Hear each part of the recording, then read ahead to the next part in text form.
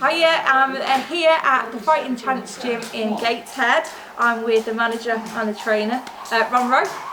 Hi B, how are you? Oh well, how are you doing? I'm doing good. I enjoyed training this morning.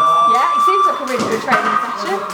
Yeah, they're working hard. Well, not long to go till they all compete now, so we're keeping our fingers crossed. And they've worked hard on the 8-week cycle, and they're just about ready to go now. So they're chomping us a bit, as they say. I bet, yeah. You seem like you've got really good relationships with your guys there. You've been with some of them or known them for quite some time, have you? Yeah, I mean, the amateurs in your background. My sort of history came from amateur boxing and from being competed from 11-year-old really, and then went through it, and then finished the competing at about 28, and after a neck injury, and then I went into training straight away really, and done it ever since. It's all I really know, and the thing is, I don't know what it is, but I've sort of got the second wind, and I'm really enjoying it at the moment, and is that because of obviously the platform, I suppose, Fighting Chance, where it's come from, or the fact that it's 2017 and boxing is back on the up, would you say? Yeah, well, in Northeast terms, I think we were a major part of the revival in the Northeast, with John Lewis Dickinson winning the British title, and John and Travis, who they were both with me as such from amateurs. They both won prize fight, which was very exciting, and then John winning the Lonsdale belt outright, which means he had to win the British title and defend it 3 times. So that was at the forefront of the revival of Northeast boxing sort of things, and everything's just rolled on from there. And we've got a fantastic, good platform in the amateur scene that's around here, and everything that goes with that.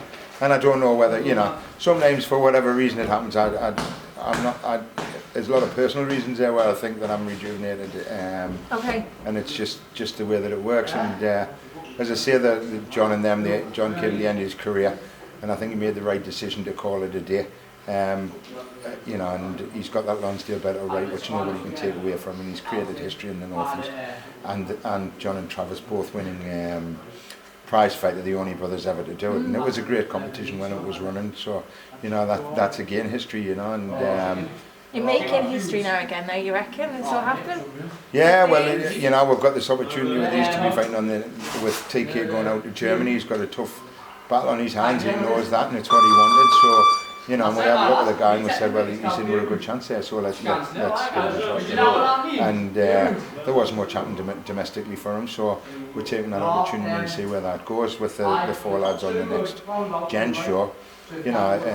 These are just, we've started afresh really in certain terms, and they haven't got a lot of experience, but the work that they're doing is phenomenal, and they're working with good people, and there's a buzz there, and it's really nice to have that buzz, and we're coming in the gym, and it's a long slog when a lot of these go to work all day and then they're coming in night time after doing a physical job, and if you don't make it enjoyable, if you're just lashing at them all the time, you don't get us wrong, the work gets done.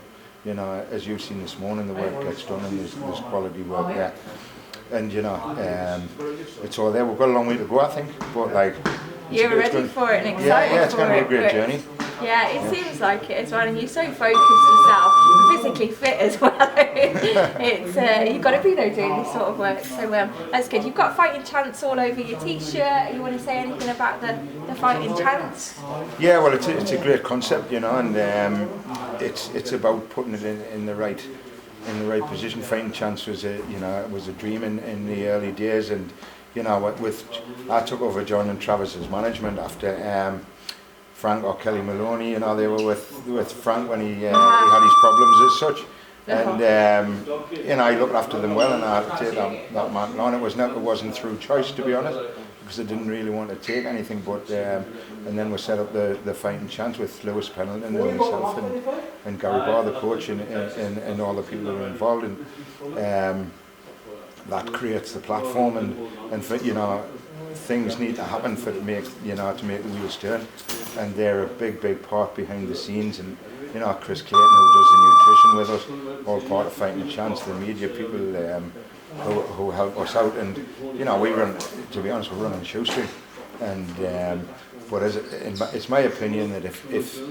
go for the glory, and the money will come, for the you know, for the fighters to progress in the way they want them. Love's there first, isn't it, in the willing to do it? Yeah, and it's got to be that, and if we push that ethos on, and you know, it's hard for some of these to try and, you know, we're not like coming out of JB or anything like that. That's the way that it is.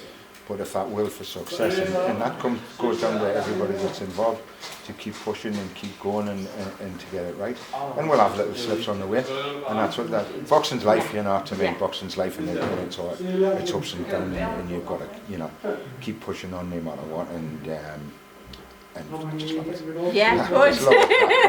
We all love the sport, don't we? It's amazing. All right, brilliant. Well, I want to thank you for your time.